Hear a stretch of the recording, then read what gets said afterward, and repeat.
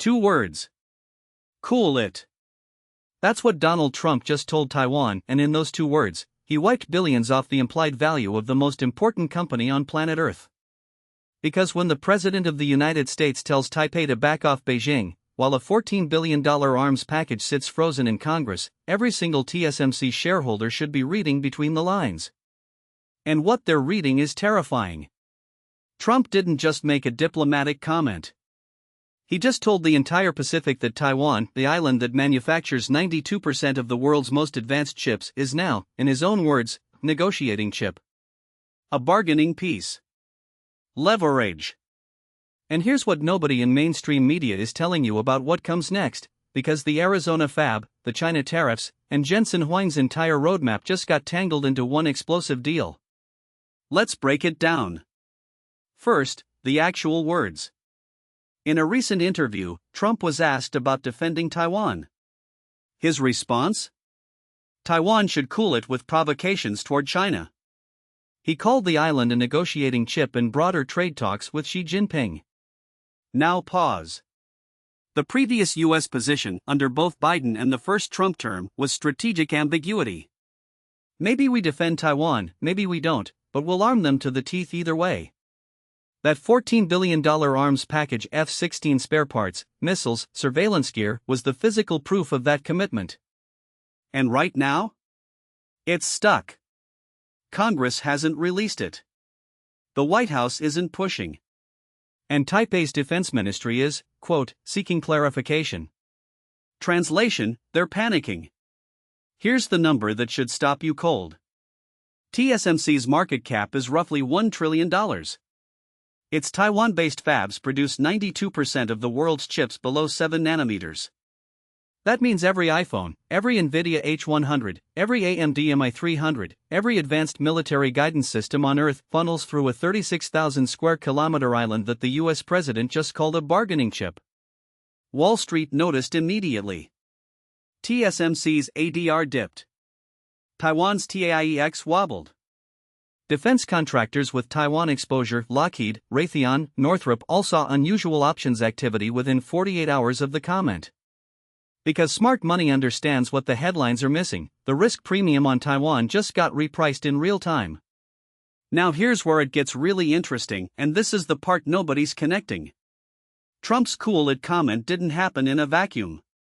It happened the same week his administration started publicly questioning the CHIPS Act subsidies going to TSMC's Arizona fab.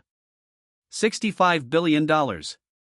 That's how much TSMC has committed to Arizona, 3 fabs, the most advanced semiconductor manufacturing ever attempted on U.S. soil. And Trump has called the CHIPS Act, quote, so bad.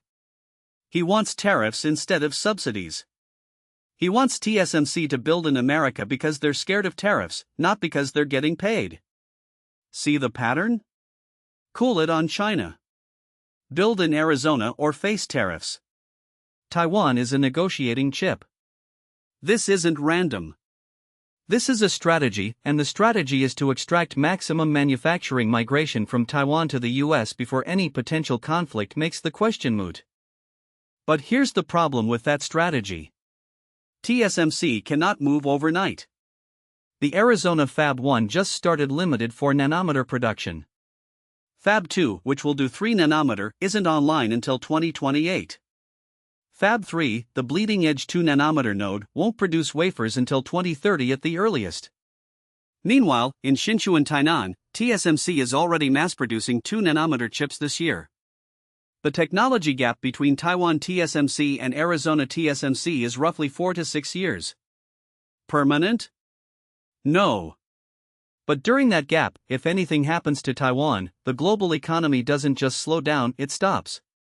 The Pentagon's own assessment estimates a Taiwan disruption would cost the global economy $2.5 trillion in the first year alone.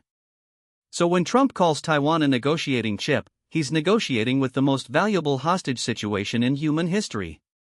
Let's talk about Jensen Huang for a second. NVIDIA's CEO has been doing diplomatic gymnastics for 2 years now, trying to sell into China without violating export controls, lobbying Washington to ease restrictions, simultaneously assuring Taipei that NVIDIA remains committed to TSMC. Jensen needs three things to stay aligned: Taiwan stable, US export policy predictable, and China still buying enough chips to justify a special export variant. Trump's comment just destabilized all three. If Taiwan is leverage, Nvidia's supply chain is leverage. If Trump trades Taiwan defense for Chinese trade concessions, Nvidia might suddenly find itself with either expanded China access or a complete cutoff. Either way, the H20, the B20, every China-tuned product line, their entire strategy depends on which way Trump leans next week. And Jensen has no idea. Nobody does. Here's the geopolitical chess move most analysts are missing. Beijing is watching this very carefully. Xi Jinping's read of Trump's "cool it" comment is almost certainly this: the US commitment to Taiwan is conditional, transactional, and negotiable. That changes Beijing's calculus on everything, from military exercises in the Strait, to economic coercion against Taiwanese exporters, to the timeline on what Xi has called reunification. Chinese state media has already amplified Trump's comments with headlines praising his pragmatism. Meanwhile, Japan and South Korea, both critical nodes in the semiconductor supply chain, are quietly accelerating their own chip independence programs. Samsung just announced expanded 2nm capacity. Rapidus in Japan is racing toward 2027 production. Everyone is hedging because the American security umbrella over the chip industry just got a question mark next to it. And remember that open loop from the start: what does this all mean for the $14 billion arms package? Here's the payoff. That package isn't just weapons. It's a signal. It's the physical embodiment of US deterrence. If it gets delivered, Beijing reads business as usual. If it gets quietly cancelled or downsized as part of a Trump-Xi trade deal, Beijing reads green light to apply pressure. And the Taiwan Relations Act, the 1979 law requiring the US to provide Taiwan with defensive arms, becomes, functionally, a suggestion. Sources inside the State Department are already describing the package as under review. Defense industry executives I've tracked are quietly briefing investors that delivery timelines are slipping into late 2026. That's not bureaucratic delay. That's a negotiating posture. Taiwan is being used as a chip, literally, in a much bigger game. And the price of that game gets paid by every company, every fab, every engineer connected to the most concentrated supply chain on Earth.